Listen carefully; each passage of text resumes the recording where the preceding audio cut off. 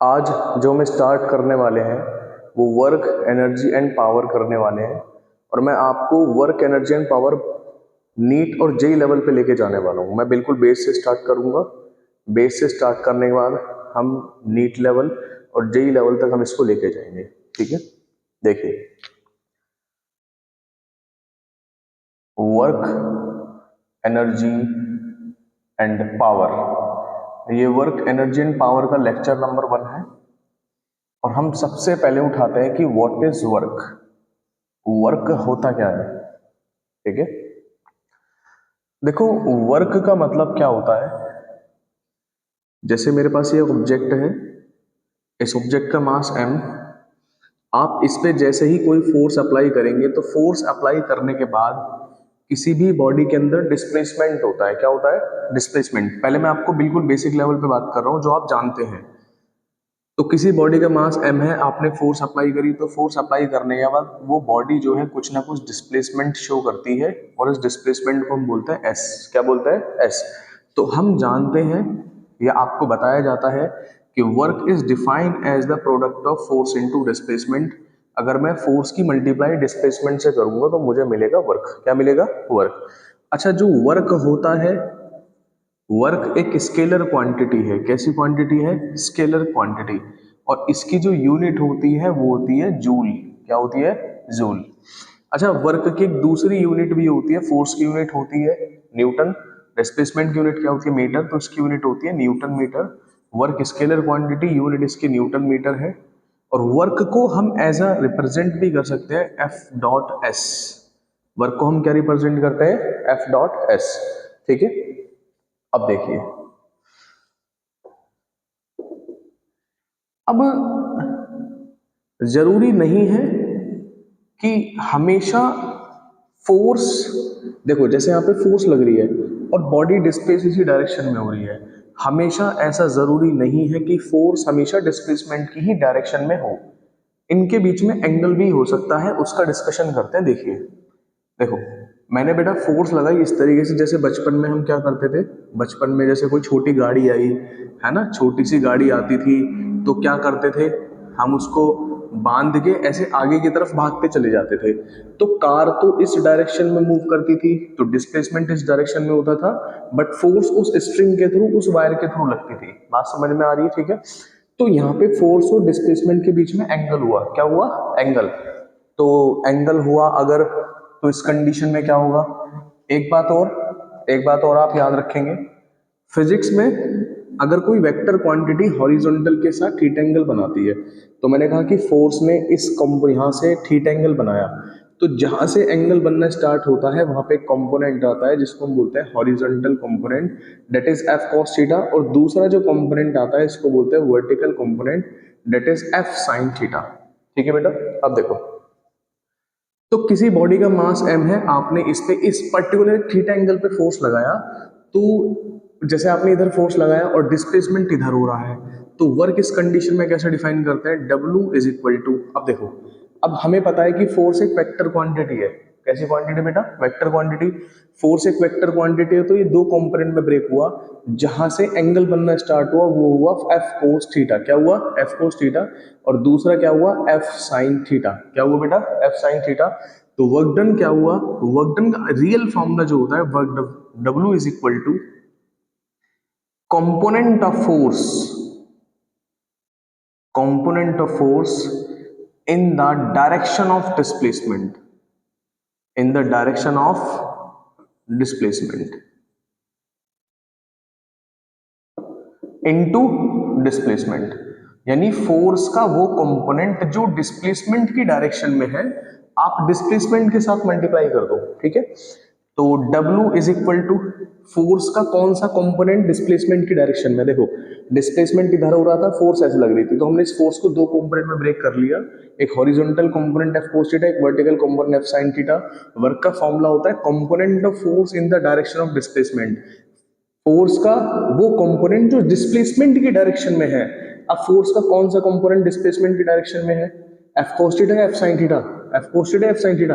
F cos theta, F cos theta displacement की direction में, तो W F cos theta into S, यानी W equal to F S cos theta. और हम जानते हैं फिजिक्स में दो कंपोनेंट, दो टाइप के प्रोडक्ट होते हैं। एक होता है स्केलर प्रोडक्ट, यानी अगर ए डॉट बी है तो हम इसको ब्रेक करते हैं ए बी कोस थीटा में, और अगर ए क्रॉस बी है तो इसको हम ब्रेक करते हैं ए बी साइन थीटा में। यानी अगर ये एफ एस कोस थीटा है तो हम इसको एफ डॉट एस भी लिख सकते हैं। क्या लिख सकते हैं बेटा? F dot S. ठीक है, और बात करते हैं और आगे चलते हैं। देखो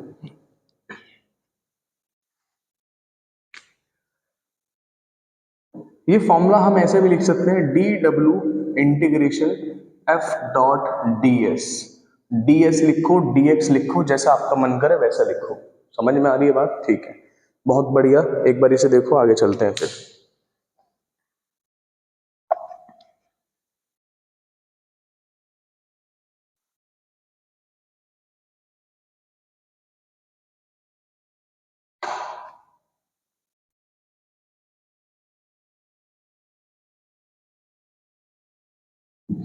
देखो ये जो वर्क होता है ना, वर्क, ये पॉजिटिव भी हो सकता है, नेगेटिव भी हो सकता है और जीरो भी हो सकता है। वर्क पॉजिटिव भी, नेगेटिव भी और जीरो भी। तो केस वन वर्क कब पॉजिटिव होगा? मान के चलिए कोई बॉक्स है, मास एम, आपने इधर की तरफ फोर्स लगाया और डिस्प्लेसमेंट भी अगर इधर ही गया तो थीटा कितना हुआ? जीरो, क्योंकि फोर्स की और डिस्प्लेसमेंट की दोनों की डायरेक्शन क्या हो गई? सेम, और सेम डायरेक्शन के बीच में थीटा कितना हो? जीरो। तो W is equal to F S cos zero. तो W is equal to F S, W equal to F S. तो इस कंडीशन में वर्क हमेशा क्या आएगा? पॉजिटिव। वर्क क्या आएगा बेटा? पॉजिटिव। अगर फोर्स और डिस्प्लेसमेंट की डायरेक्शन दोनों सेम है तो इस कंडीशन में बेटा वर्क क्या होता है? पॉजिटिव। ठीक है, नेगेटिव कंडीशन क्या होती है? देखिए केस सेकंड, मान के चलिए एक बॉक्स है, इस बॉक्स का मास m, और यहाँ पे एक बहुत बॉडी बिल्डर सा इंसान है, वो इधर की तरफ फोर्स लगा रहा है, ठीक है, और एक थोड़ा सा कमजोर इंसान है, ठीक है, वो इधर की तरफ फोर्स लगा रहा है, ठीक है।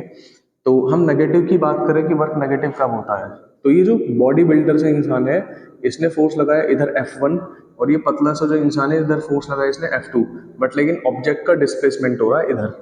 भाई ये ताकतवर है ज्यादा, तो ये इधर फोर्स लगा रहा है और डिस्प्लेसमेंट भी इधर हो रहा है। तो देखिए, तो इसकी बात करूं, अगर मैं इसको 1 बोलूं और इसको मैं 2 बोलूं, विद रेस्पेक्ट टू 1, अगर मैं 1 के रेस्पेक्ट में बात करूं तो भाई वर्क डन 1 का, फोर्स भी इसी डायरेक्शन में, डिस्प्लेसमेंट भी इसी डायरेक्शन में, तो एंगल कितना? जीरो। तो W इक्वल टू F1S। तो इस कंडीशन वर्क क्या हुआ? पॉजिटिव।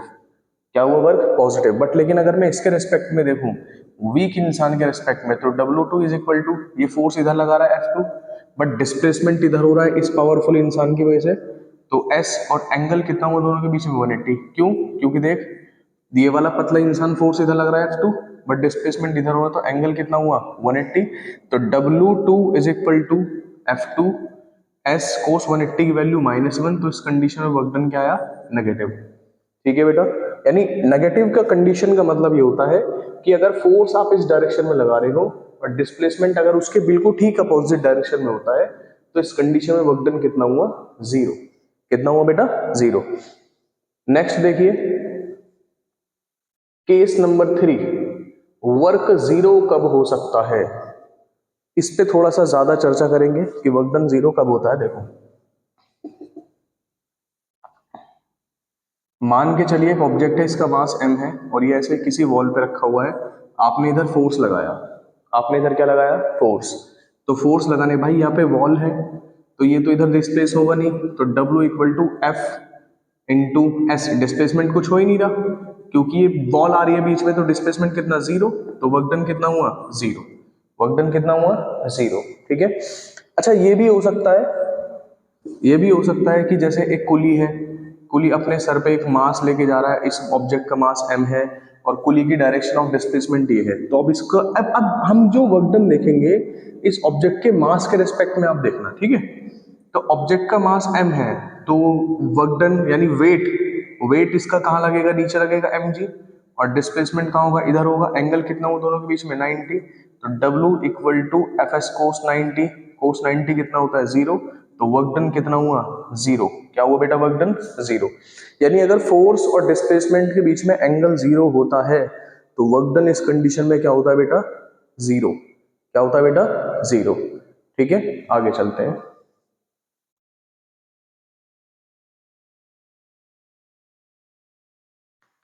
आगे चलते हैं बेटा,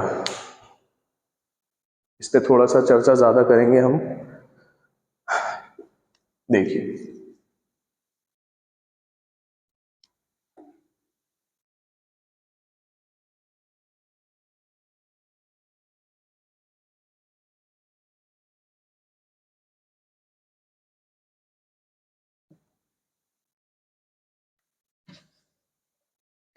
देखो मान के चलिए और कंडीशन क्या हो सकती है जिसमें वर्क जीरो हो। यहाँ पे एक इंसान बैठा है, बहुत सुंदर, बहुत प्यारा, और ये मन के अंदर सोच रहा है कि भाई मैं इस पे फोर्स लगा रहा हूँ, बट रियलिटी में फोर्स कितनी है? जीरो। रियलिटी में फोर्स कितनी है बेटा? जीरो। एक इंसान यहाँ खड़ा हुआ है और ये सोच रहा है कि मैं इस पे एक फोर्स लगा रहा हूँ। क्या लगा रहा हूँ? फोर्स। बट रियलिटी में फोर्स कितना है? जीरो। तो भाई जब फोर्स लगी ही नहीं तो डिस्प्लेसमेंट तो होगा ही नहीं, तो वर्क भी इस कंडीशन में क्या होगा? जीरो। क्या हुआ? जीरो। तो देख, वर्क जीरो की तीन कंडीशन हो सकती हैं। या तो एंगल 90 हो, एंगल कितना हो? 90। जैसे किसी ऑब्जेक्ट का मास m है तो नीचे की तरफ क्या लग रहा है? mg, और इधर क्या हो रहा है? डिस्प्लेसमेंट। तो एंगल कितना हो? 90। And we know that cos 90 कितना होता है बेटा? जीरो। या तो इस कंडीशन में वर्क डन जीरो हो सकता है। सेकंड कंडीशन क्या है? अगर फोर्स ही जीरो है, भाई आप इस पे फोर्स ही नहीं लगा रहे हैं, अगर आप इस पे फोर्स नहीं लगा रहे तो वर्क डन तो अपने आप जीरो हो जाएगा, कोई डिस्प्लेसमेंट थोड़ी होगा। या फिर थर्ड कंडीशन कि आप फोर्स भी लगा रहे हो बट बॉडी डिस्प्लेस ही नहीं हो रही। अब जैसे मैं इस दीवार पे देखूं कि मैं सोचूं दीवार पीछे चली जाए तो क्या ये डिस्प्लेस होगी? नहीं होगी। तो इस कंडीशन में भी अगर फोर्स आप लगा रहे हो बट डिस्प्लेसमेंट जीरो हो रहा है तो इस कंडीशन में भी वर्क जीरो आएगा, इस कंडीशन में भी वर्क जीरो आएगा, और इस कंडीशन में भी क्या आएगा? Work zero. क्या मेरी बात समझ में आ रही है? ठीक है, अब हम बहुत बढ़िया चीज डिस्कस करते हैं। मैं आपसे चर्चा करूंगा, चर्चा ऑन डीएस। ये डीएस होता क्या है? ये डीएस होता क्या है? ठीक है बेटा, कोई दिक्कत नहीं है, इस पे डिस्कशन कर लेंगे। देखो,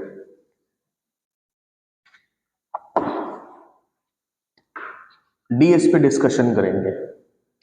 अच्छा, जरूरी नहीं है कि आप जो भी वर्क डन कर रहे हो वो आपको डिस्प्लेसमेंट की ही फॉर्म में दिखाई दे।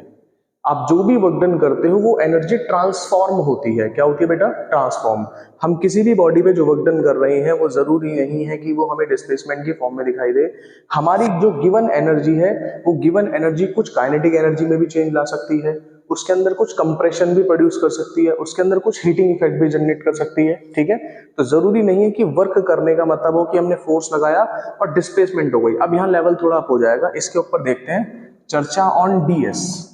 ठीक है बेटा, देखो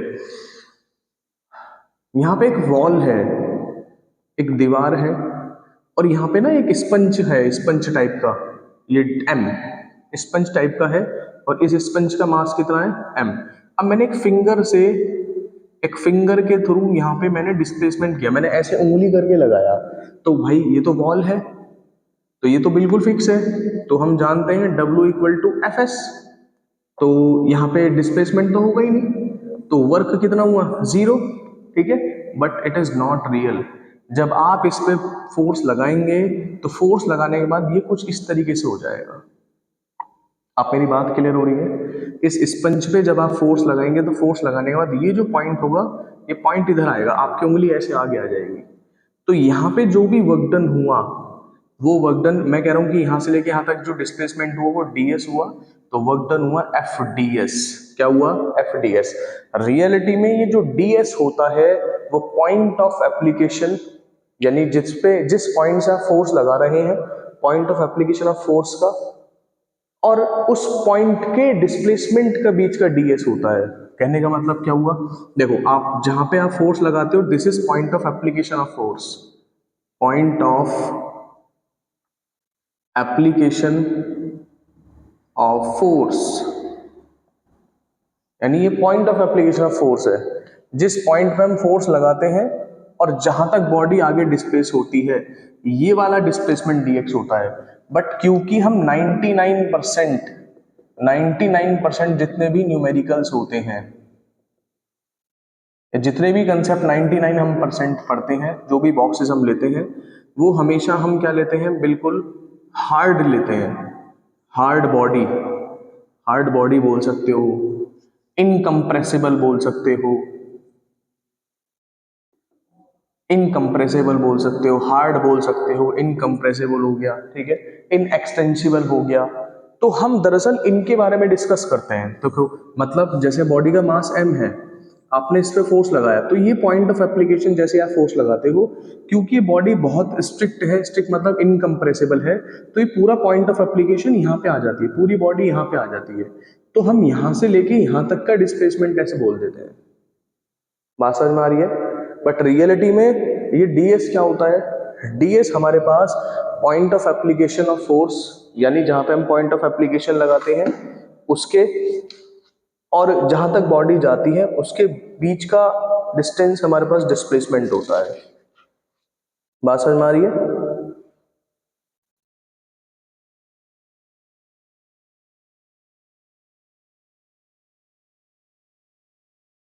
इतनी बात क्लियर हुई बेटा? चलो ठीक है, और देखते हैं। एक एग्जाम्पल मैं आपसे डिस्कस करता हूं, एक एग्जाम्पल के ऊपर बात करते हैं। देखो, एक एग्जाम्पल लेते हैं, पेंडुलम। पेंडुलम आपने सबने देखा होगा, ये पेंडुलम है मैं कह रहा हूं जैसे, ठीक है। तो पेंडुलम अगर किसी भी स्ट्रिंग से लटका हुआ है तो स्ट्रिंग से ही लटकेगा वो, है ना। तो ये फोर्स होती है, तो एंगल कितना, 90। तो यहाँ वर्क डन थ्रू पेंडुलम, अगर मैं आपसे work done through string, sorry, work done through string पूछूं या टेंशन पूछूं, तो भाई देखो, वर्क डन, टेंशन इधर है और डिस्प्लेसमेंट इधर है, तो एंगल कितना हुआ, टेंशन एस कोस 90, कोस 90 कितना, 0। तो वर्क डन थ्रू टेंशन कितना हुआ, 0, ठीक है। बट आप हमेशा ये ध्यान रखिएगा कि अगर जिस फोर्स की आप बात कर रहे हैं उसकी वजह से अगर वर्क डन 0 है, तो इसका मतलब ये बिल्कुल नहीं है कि उस फोर्स की कोई भी वैल्यू नहीं है। आप खुद सोचिए कि अगर ये टेंशन फोर्स यहाँ नहीं होती तो क्या ये बॉडी कभी सर्कुलर मोशन करती? आप मेरा पॉइंट गेन कर रहे हैं मैं क्या बोल रहा हूं? अगर किसी फोर्स की वजह से वर्क डन 0 है, इस टेंशन फोर्स की वजह से मैंने वर्क डन निकाला, तो टेंशन इधर, डिस्प्लेसमेंट इधर, तो एंगल कितना, 90। तो टेंशन की वजह से वर्क डन कितना आया, 0, ठीक है। तो अगर वर्क डन टेंशन की वजह से 0 आया है, इसका ये मतलब बिल्कुल नहीं है कि टेंशन की कोई वैल्यू नहीं है। अगर यहां टेंशन नहीं होती तो बॉडी कभी भी सर्कुलर मोशन नहीं करती। क्या मेरी बात समझ में आ रही है? एक और एग्जांपल लेते हैं, देखिए एग्जाम्पल नंबर 2, एग्जाम्पल नंबर 2। अब जैसे सन है, मैंने कहा ये सन है, ये छोटी सी नन्ही सी मुन्नी सी अर्थ है, और अर्थ इसके चारों तरफ क्या कर रही है, मान के चलेंगे सर्कुलर मोशन कर रही है, मान रहे हैं बस, है ना। हम जानते हैं इलेप्टिकल ऑर्बिट में मोशन करती है। अब ग्रेविटेशनल फोर्स तो ऐसे लग रही है Fg, बट अगर मैं किसी भी पर्टिकुलर पॉइंट पे डिस्प्लेसमेंट की डायरेक्शन देखूंगा, अगर मैं इस पर्टिकुलर पॉइंट पे डिस्प्लेसमेंट की डायरेक्शन देखूंगा या इस पे, तो देखिए, देखो डिस्प्लेसमेंट की डायरेक्शन हम रिप्रेजेंट करते हैं टेंजेंट से। किससे बेटा, टेंजेंट। तो एंगल कितना, 90। अगर अर्थ यहाँ घूमती हुई आ गई इस पर्टिकुलर पॉइंट पे, तो ग्रेविटेशनल फोर्स ये रहा Fg, और डिस्प्लेसमेंट ये रहा, यहाँ पे भी कितना, 90।